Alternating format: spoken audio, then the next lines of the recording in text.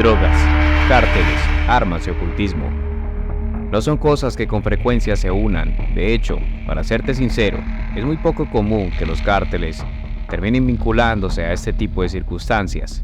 Pero como en la mafia todo es posible, se conoce de un caso donde los criminales vincularon rituales satánicos en la jurisdicción mexicana. El foco de atención recae sobre un rancho remoto ubicado en Matamoros, donde se encontraron señales evidentes de una carnicería de seres humanos. En todo el recinto se encontraron segmentos que reflejaban el horror que se había vivido en ese espacio, un cuarto de completas torturas. Sin más preámbulos, nos sumergiremos en esta entrega del Ojo Criminal, que da detalles puntuales sobre esta mafiosa y macabra historia. Bienvenidos a un nuevo video. Si te entretiene este tipo de contenido, no olvides suscribirte, no tiene ningún costo. En el mundo del narcotráfico se han inmiscuido muchas personas de diferente índole, pero vamos a mencionar a Adolfo Constanzo, un excéntrico hombre que llegó a sentirse superior a los demás, vinculándose a la mafia. Estos sucesos nos llevan al año 1989, donde este sujeto, en compañía de Sara Aldrete, sembraron el miedo en toda la población. Sus vidas están ligadas a las desapariciones, asesinatos, torturas, mutilaciones de cuerpos que generaron zozobra en las comunidades y cárteles rivales. Este criminal y ocultista se encargó de relacionar la magia negra con el tráfico de drogas, y su organización se caracterizó por ser la mitad de un cártel como cualquier otro, pero con la vinculación de la magia vudú como aliada. Adolfo Constanzo llegó al mundo en noviembre de 1962. La ciudad que lo vio nacer fue Miami, en los Estados Unidos. Sus padres eran refugiados. Estos últimos separaron caminos, y esto provocó que el pequeño Adolfo, junto a sus hermanos y madre, se radicaran en San Juan de Puerto Rico. Aunque en un principio eran practicantes de la fe católica, de hecho, el pequeño Constanzo sirvió como monaguillo, pero su madre también tenía otras creencias. Estaban relacionadas con el ocultismo y la magia negra. El culto al cual se alineaba era uno llamado Palomayombe. Esta especie de ceremonias tenían sus orígenes en los descendientes africanos, rituales que llegaron en la época de la colonización esclavista. En ese orden de ideas, la familia de Constanzo empezó a incursionar en el sacrificio de animales en honor a su deidad. También consideraban que ciertos elementos naturales, como palos de madera, tenían poderes sobrenaturales. De hecho, en una ocasión la familia completa se desplazó hasta Haití para participar en diferentes ceremonias y rituales directos con la magia negra, roja o vudú.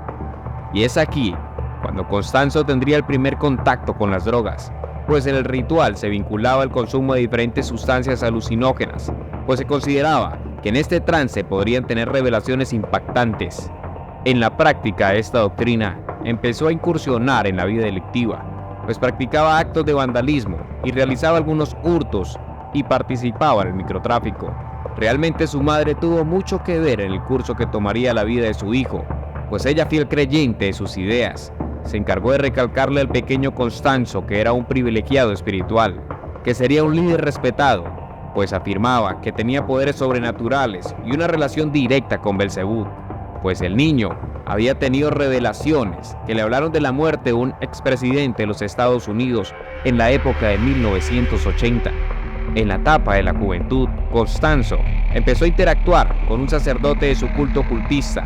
Este le enseñó sobre el negocio del tráfico de drogas desde un entorno más lucrativo, pero a su vez le dio herramientas claves para la sustracción de cifras o estafas monetarias a sus seguidores o feligreses. Desde este punto, lleno de intenciones de surgir, tomó rumbo nuevamente hacia Miami y estableció un puente con México, en donde iniciaría su labor para propagar esas creencias en el rito Palomayombe.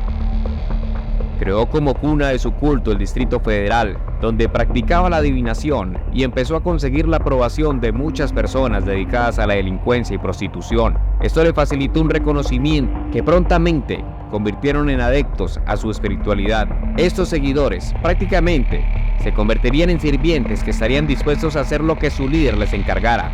Ese fue el origen del culto narcosatánico. A mediados de los 80 ya era una celebridad, y su popularidad se extendía entre adictos, sicarios, prostitutas y fanáticos religiosos. En realidad, creían que era un ser superior, u emisario con poderes sobrenaturales. Se trataba de un negocio lucrativo, donde ofrecía servicios de hechicería para atraer la buena suerte. Otros rituales, considerablemente más costosos, implicaban el sacrificio de animales, que podían ser cabras y gallinas hasta serpientes, cebras y crías de león.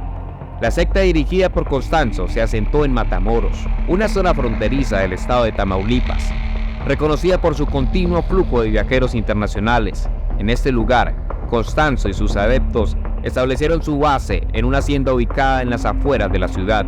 Este sitio se convirtió en el escenario ideal para uno de los negocios más lucrativos de los narcos satánicos, el secuestro con fines de extorsión. Las personas capturadas por los seguidores de Constanzo nunca fueron devueltas. Todos fueron asesinados de manera despiadada, sin emplear armas de fuego.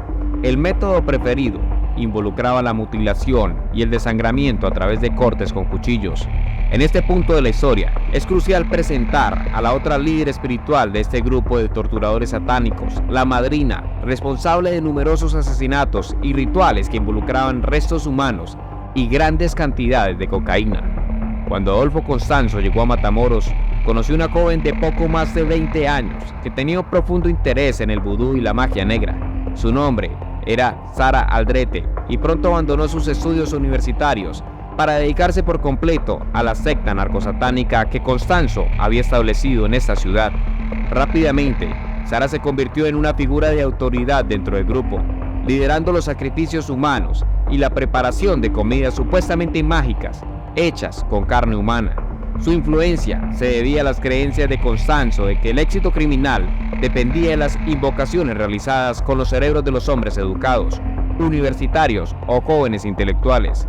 Sara se convirtió en el enlace entre las víctimas y Constanzo, desempeñando un papel crucial en los rituales. Sin embargo, hasta el día de hoy, Sara sostiene que su relación con este culto asesino era meramente académico, con el objetivo de completar su tesis final sobre religiones.